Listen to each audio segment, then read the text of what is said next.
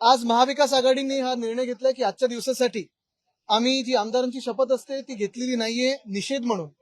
कारण एकंदर आपण पाहतोय राज्यात जे वातावरण असायला पाहिजे होतं, एखादं सरकार जेव्हा एवढ्या बहुमताने निवडून येतं तेव्हा वातावरण उत्साहाचं असतं, जल्लोष असतो, साजरं करत असतात सगळे. पण कुठेही जल्लोष दिसत नाही, कुठेही कोणी साजरं करत नाहीये. आणि मनात हाच प्रश्न पडतो, जो आम्ही आधी पण विचारलेला होता, की हे जे मॅन्डेट आहे, हे जनतेने दिलेलं मॅन्डेट आहे की निवडणूक आयोगाने दिलेलं मॅन्डेट आहे, ईव्हीएमने दिलेलं मॅन्डेट आहे.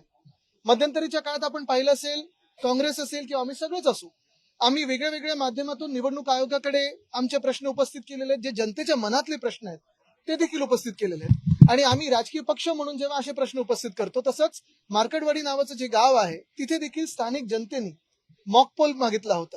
मॉकपोलची पूर्ण तयारी झाली होती आणि हे सगळं निवडणुकीनंतर होतं, म्हणजे निकाल आले होते. तिकडे आपण पाहिलं असेल, जिंकलेले जे उमेदवार आहेत, जे आमदार झालेले आहेत, त्यांनी देखील तिथे पाठिंबा दिला होता. कारण हा मॉकपोल जनतेच्या मनात देखील जो शंका आहेत ते उत्तर देणारं होतं.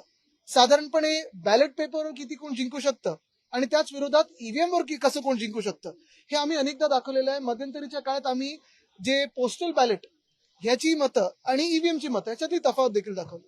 पण काल परवाकडे आपण पाहिलं की नुसतं कर्फ्यूच नाही त्या गावामध्ये, तर कर्फ्यूच्याही पुढे जाऊन काल रात्री मला वाटतं काही अटका देखील सुरू झालेल्या आहेत. 20 जणांना अटका झालेल्या आहेत. आणि लोकशाही ज्या माध्यमातून आम्ही जिंकून आलो, बघा आम्ही सगळे जो आज निषेध करत आहोत, आम्ही काही हरलेले आमदार नाही आहोत, हरलेले उमेदवार नाही आहोत. आम्ही जिंकून आलो तरी देखील आमच्या मनात जी शंका ईव्हीएम बद्दल आहे, जी निवडणूक आयोगाबद्दल आहे, ही आज व्यक्त करत आहोत. आणि म्हणून आज आम्ही निषेध म्हणून शपथ घेत नाही आहोत.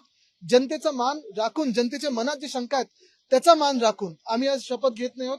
महत्वाची गोष्ट हीच ठरेल की लोकशाहीचा जो लॉंग मार्च आहे, लोकशाहीचा जो आपण पाहत असाल एक मोर्चा आम्ही हाती घेणार आहोत, इथपासून सुरुवात होते.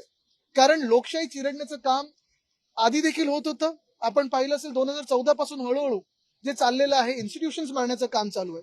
लोकसभेत जनतेने निकाल दिला, पण तोच निकाल चिरडण्याचं काम या सरकारने करायचा प्रयत्न केलेला आहे. त्याच्या विरोधात आम्ही असे पाऊल उचललेलं आहे.